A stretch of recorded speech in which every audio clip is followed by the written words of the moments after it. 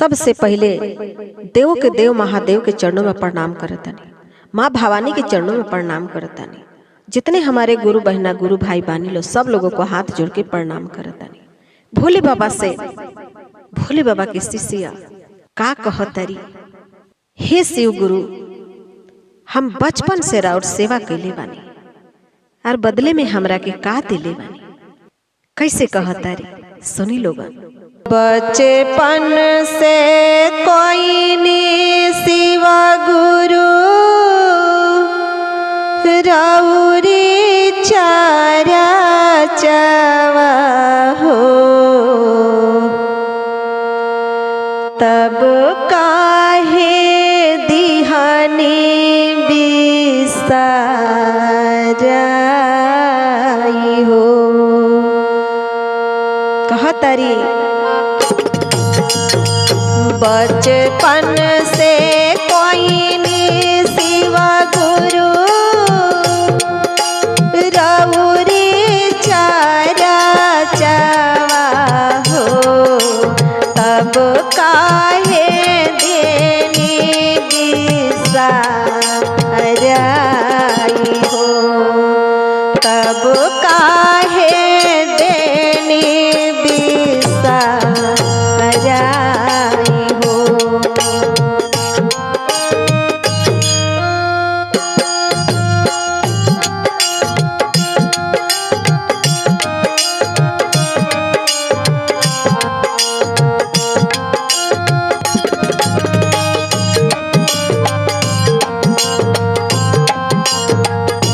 कहतरी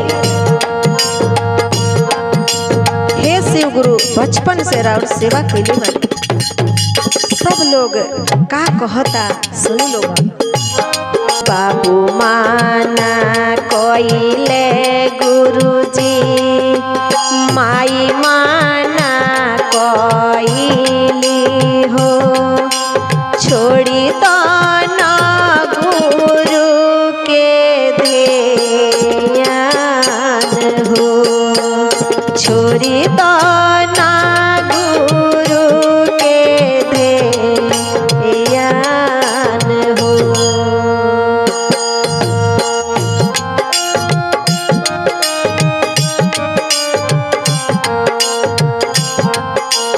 कहतरी कोई से मैं छोरिया माँ गुरु के ध्यानवा हो, आजीनी करबाना वल साना सार हो, जीनी करबाना वल साना सार हो।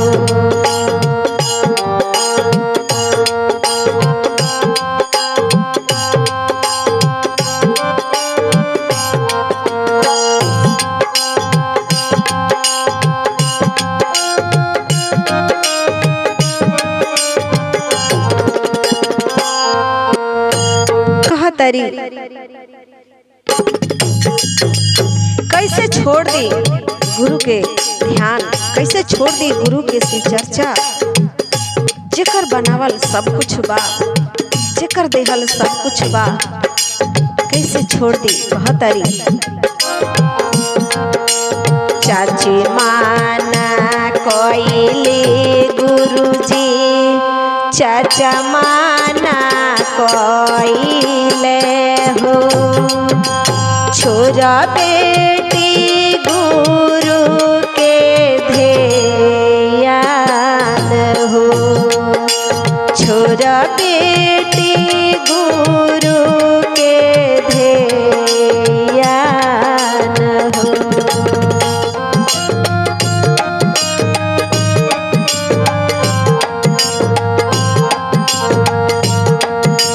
कोई से मैं छोरी चाची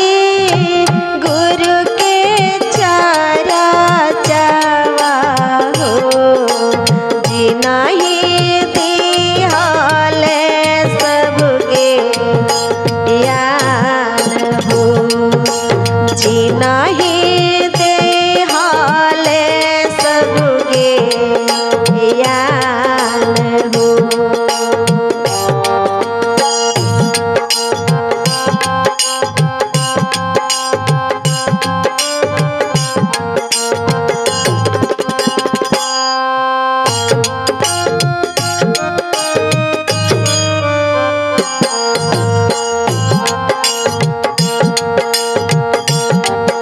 ससुरा में आइल बारी गुरु के चर्चा करे खातिर बेचैन बारी। का कहता लो, सासु माना कोइली गुरुजी, ससुर माना कोइले हो। छोरा बहुआ गुरु के ध्यान हो। छोरा बहुआ गुरु के ध्यान हो।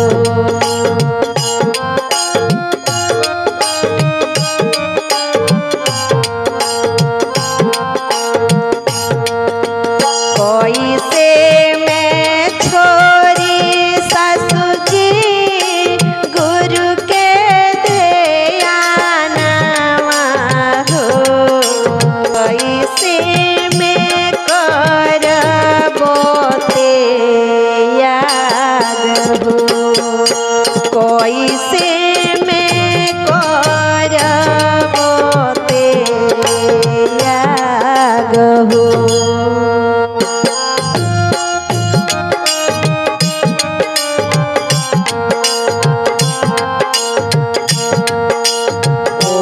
कर दी हल्का सासू जी तोहरो बेटा हुआ हो।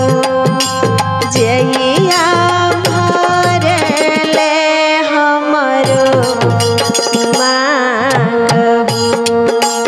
उनके दी हल्का सासू जी तोहरो बेटा हुआ हो। जेहिया भरले मांग हो। कैसे बिसरई सासू शिव के चरचवा हो। कैसे बिसराएब हमगे यान हो। कैसे बिसराएब हमगे यान हो। कैसे छोड़ब